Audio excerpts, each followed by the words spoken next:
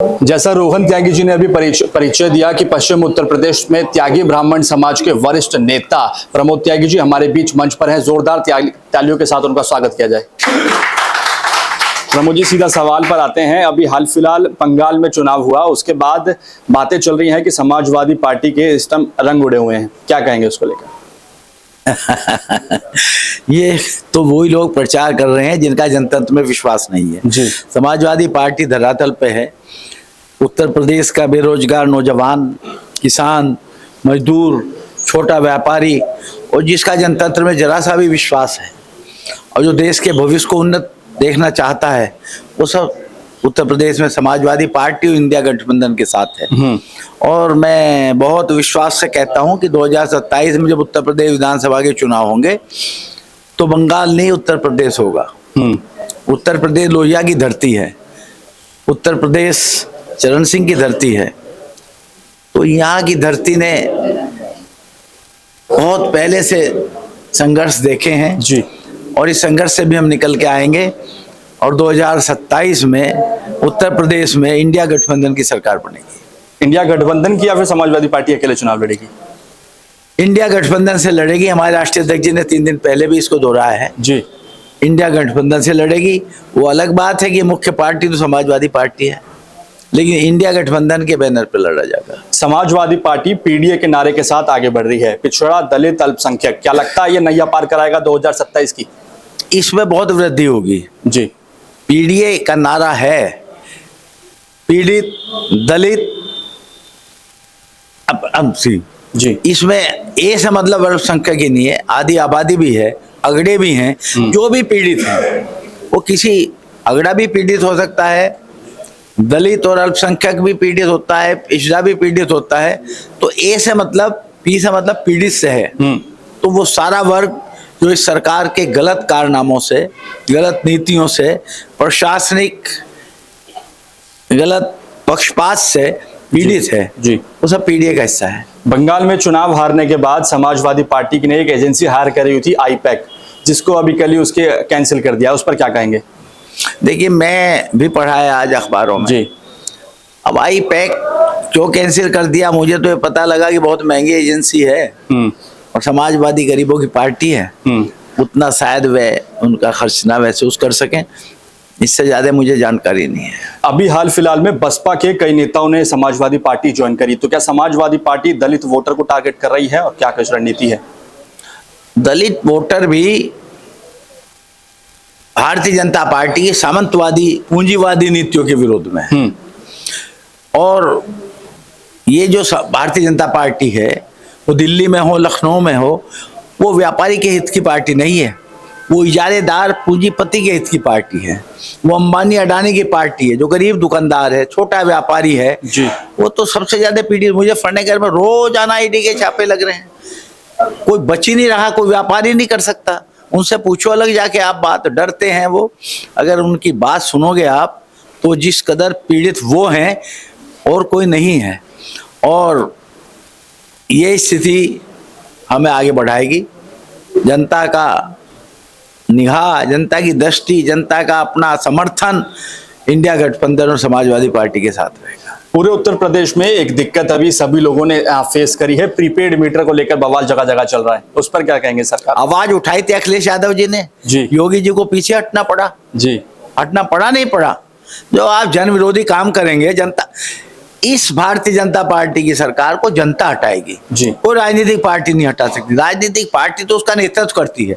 जन उबाल जब आता है, जन आक्रोश जब पैदा होता है, बड़ी बड़ी सरकारें हिल गई, बड़े बड़े सामंती, इतने बड़े फ्रैंको थे स्पेन में, खत्म हो गए, जार रूस से खत्म हो गए, हिटलर नहीं बचा, कोई बचा ही नहीं है जन उभार के सामने।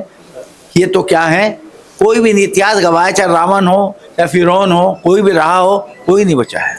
महिला आरक्षण की मांग लगातार चल रही है, 33% आरक्षण, क्या समाजवादी पार्टी टिकट में देगी महिलाओं को?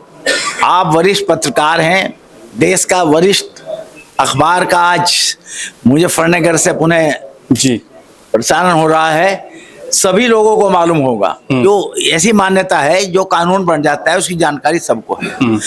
2023 में महिला आरक्षण बिल सर्वसम्मति 2 एमपीज के खिलाफ वोट पड़ी थी। जी। शायद एक ओवैसी साहब थे, एक कोई और थे। सब दलों ने महिला आरक्षण बिल को पास किया है। मेरी मांग है आपके लोकप्रिय चैनल से, लोकप्रिय अखबार के माध्यम से, जी। कि वो कानून लागू कीजिए।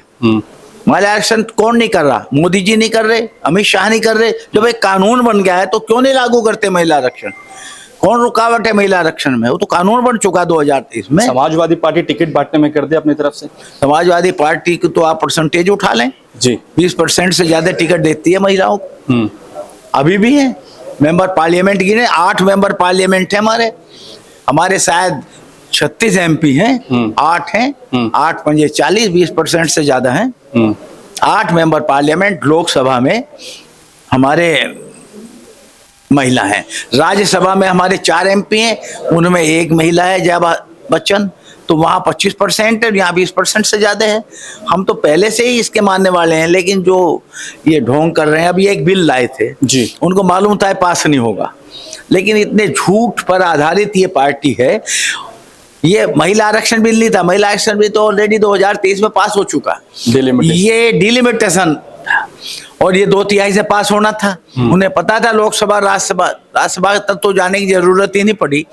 लोकसभा में हमारा 2/3 बहुमत नहीं है। ये जानते हुए भी इतने चालाक लोग जो बंगाल में इस तरीके से ऑब्जर्वर्स भेज सकते हैं, डीएम के साथ डीएम, एसपी के साथ एसपी, वो ये नहीं जानते थे कि लोकसभा में बिल पास नहीं होगा। लेकिन ये झूठा प्रचार करने के लिए देश के जिम्मेदार पद पर देश के प्रधानमंत्री आंसू बहा के कहें नारियों के साथ पक्षपात हुआ है। तो पढ़े लिखे नहीं क्या लोग? इनको मालूम नहीं महिला आरक्षण 2023 में पास हो गया है। ये आप उनके जरिए देश के संविधान को गलत तरीके से इस्तेमाल करना। और फिर सुनिए इनकी नीयत, अगर ये सचमुच इसे चाहते थे तो परवर समिति को भेजते, वापिस क्यों ले लिया? अगर ये बिल गिर गया था, 2 नैतिकता थी इनकी, इन्हें इस्तीफा देना चाहिए था सरकार को। अगर सरकार का कॉन्स्टिट्यूशनल अमेंडमेंट बिल गिरता है तो उस सरकार का नैतिक हक नहीं रहा सरकार चलाने का। उसे छोड़िए नैतिकता से, तो इनका कोई वास्ता नहीं है। दूसरा उनको था, अगर वो चाहते थे तो परवर समिति को भेजते, उन्होंने परवर समिति को भी नहीं भेजा, वापस ले लिया। इसका मकसद क्या है आप सब लोग समझ सकते हैं। अच्छा प्रमोद त्यागी जी, पेपर लीक, बेरोजगारी, इसको लेकर लगातार आपकी पार्टी आवाज उतारी है, इस पर क्या कहेंगे? देखिए, आज आजाद भारत में सबसे ज्यादा बेरोजगारी दर अगर है तो आज है। मैं नहीं कह रहा, इनके आंकड़े कह रहे हैं सेंट्रल गवर्नमेंट के। सेंट्रल गवर्नमेंट के आंकड़े कह रहे हैं कि आज अनएम्प्लॉयमेंट सबसे ऊपर है।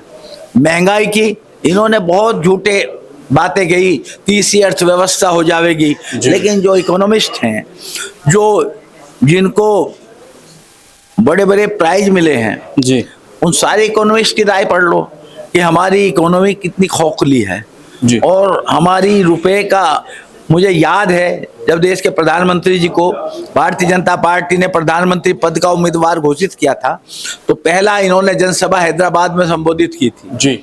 और सारी बात छोड़ दो, लंबा हो जाएगा। एक चीज इन्होंने कही थी कि जिस दिन मैं सरकार बनाऊंगा डॉलर 1 रुपए का होगा। बिल्कुल। उस वक्त 59 रुपए का था और अब बताओ कितने का है? और शायद 87 रुपए से भी ज्यादा है, 88 रुपए है अगर मैं गलत नहीं हूं। तो 1 रुपए का लाने के बजाय 59 से 88 पहुंचा दिया उन्होंने। ये सरकारी आर्थिक स्थिति है इनकी। यूपी की इस 9 साल की भाजपा सरकार को प्रमोद त्यागी कैसे देखते हैं? मैं क्या, जनता में सर्वे कीजिए। मैं तो एक राजनीतिक पार्टी से ताल्लुक रखता हूं। हाँ जी। और वो पार्टी सरकार की प्रबल विरोधी है, इसकी आर्थिक नीतियों की, सामाजिक नीतियों की, प्रशासनिक नीतियों की, जितनी नीति संभव है सरकार की, उन सबके प्रबल आलोचक हूं। मेरी बात छोड़ दीजिए, दुकानदारों से पूछिए क्या स्थिति है, किसानों से पूछिए। एनपीके, बहुत किसान यहाँ बैठे हैं। जब योगी जी की सरकार बनी थी, एनपीके का कट्टा 800 कुछ रुपए का था। वांगे राम जी बैठे हैं, बड़े किसान नेता, पूछो, आज 1300 रुपए का है। डीएपी यूरिया में 10 किलो घटा दिया, कीमत वही, 10 किलो वजन घटा दिया, कीमत नहीं बढ़ाई यूरिया की। कीटनाशक दवाइयां, और वो भी नकली। मैं आज ऐसी बात आपके माध्यम से कह रहा हूं, किर्बको और इफको का खाद किसान आंख बंद करके खरीदता था। दुनिया की सबसे उन्नत मल्टीनेशनल कॉर्पोरेट थी इफको, इन्होंने इफको को प्राइवेट सेक्टर में ला दिया। मुजफ्फरनगर के भी कुछ खाद, मैं नाम नहीं लूंगा, कुछ खाद बनाने वाली फैक्ट्री इफको को सप्लाई करती हैं। इफको के खाद क्या रिटर्न क्या हो रहा है फसलों में देख लीजिए, उन दवाइयों के देखिए, बागात आ नहीं रहे, बागात नकली दवाइयां हैं। खाद की बोरी में वजन कम होना, आवारा पशुओं की समस्या, इसको लेकर समाजवादी पार्टी लगातार आवाज उठा रही है। समाजवादी पार्टी की सरकार बनती है तो स्थायी समाधान क्या करेंगे? समाजवादी पार्टी की जब यहाँ सरकार रही 3 से 6 तक और 12 से 17 तक जी, आप ये देखें यूरिया की सप्लाई की सब कोऑपरेटिव सोसाइटीज में, गन्ना सोसाइटीज में, संघों में, जहां सप्लाई का कोऑपरेटिव का गन्ने का स्तर था वहां सप्लाई किसी स्तर से रही। मैं चेयरमैन रहा उस दौरान, मुझे मालूम है 3-3 मालगाड़ियां यहाँ लगातार आती थी और उससे सप्लाई यूरिया की और इनकी होती थी। एनपीके, डीएपी और सब चीजें की अवेलेबिलिटी कितनी ज्यादा थी। आज बिल्कुल विपरीत है। अगर हमारी सरकार बनती है तो किसानों को ये मूलभूत समस्याएं हैं। देखो, बिजली हमने किसानों के लिए फ्री करने को जी, नहर की सिंचाई हमने फ्री की, हमने खाद की अनिवार्यता की, हमने सप्लाई आवश्यक चीजों की अनिवार्यता की और हमने गन्ने की भाव बढ़ाए, गन्ने के पेमेंट की ये सावधानी बरती कि पेमेंट हो जाना चाहिए। आज मैं बुढ़ाना का काश्तकार हूँ, दिसंबर तक का गन्ने का पेमेंट हुआ है। हमारे मुख्यमंत्री जी बोलते हैं सारा पेमेंट हो गया। उनके काश्तकारों से बात करो, थाना भवन के काश्तकारों से बात करो, बुढ़ाना के काश्तकारों से बात करो।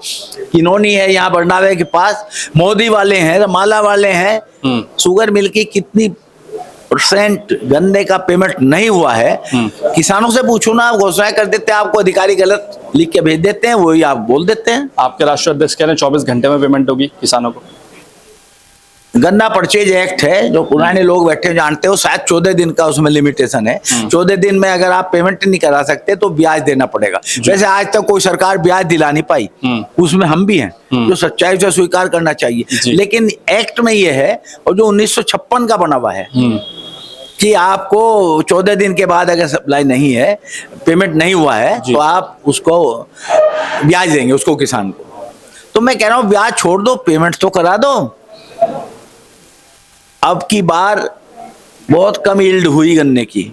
इस गन्ना किसानों से ज्यादातर शुगर मिल में नोकेन है, बंद हो गए सब। अब तो खैर ये समझिए कि मार्च से नोकेन हो गया था। उसके बाद भी पेमेंट नहीं हो रहा है, उसके बाद भी खाद की महंगाई, अगली व्यवस्था आपने नहीं की, तो किसान से ज्यादा वो कहते थे 2022 में हम दूनी आमदनी कर देंगे। मैं समझता हूँ किसान तो कहीं पे भी नहीं रुका, दूनी की बात छोड़ दो।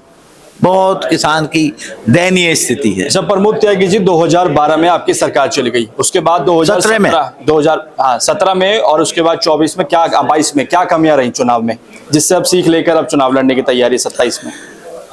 हम जो इनकी भारतीय जनता पार्टी की बेईमानी के रास्ते हैं, चुनाव आयोग आज इनका कठपुतली बना हुआ है। जो हमारे माननीय गृह मंत्री जी के सचिव थे वही मुख्य चुनाव आयुक्त हैं जी, सार्वजनिक रूप से उनका विशेष सम्मान करते हैं।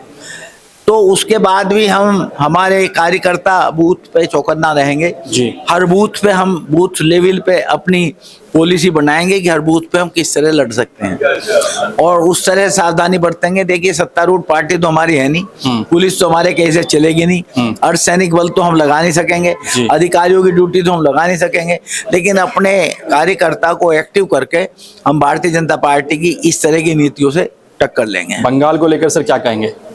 बंगाल में तो लूट हुई है, जनतंत्र है। और आप बंगाल की बात छोड़ दिए, मैं तमिलनाडु की कह रहा हूं जी। भारत का संविधान कहता है कि सबसे बड़े राजनीतिक दल को गवर्नर बुलाएगा। जब अटल बिहारी वाजपेयी को डॉक्टर शंकर दयाल शर्मा ने बुलाया था तो केवल सबसे बड़े संसदीय दल ही तो थे, उन्हें बहुमत नहीं मिला। अटल जी थे, वो 13 दिन में उन्होंने त्याग पत्र दे दिया। अब अटल जी नहीं रहे भाजपा में। हरियाणा में सरकार बनी कांग्रेस की और चौटाला की बात चल रही थी। 42 बीजेपी के आए थे, 34 कांग्रेस के आए थे, शायद 12 या 14 चौटाला के थे। इन्होंने देखा कभी ये मिल जाए, सबसे बड़ा दल होने के नाते हरियाणा में शपथ दिला दी खट्टर साहब को और फिर चौटाला वहां चले गए। संवैधानिक रूप से तमिलनाडु में बड़ी पार्टी के नेता को आपको बुलाना चाहिए था। उनको टाइम देते 3 दिन का, 7 दिन का, 15 दिन का, वो आपके विवेक पे था।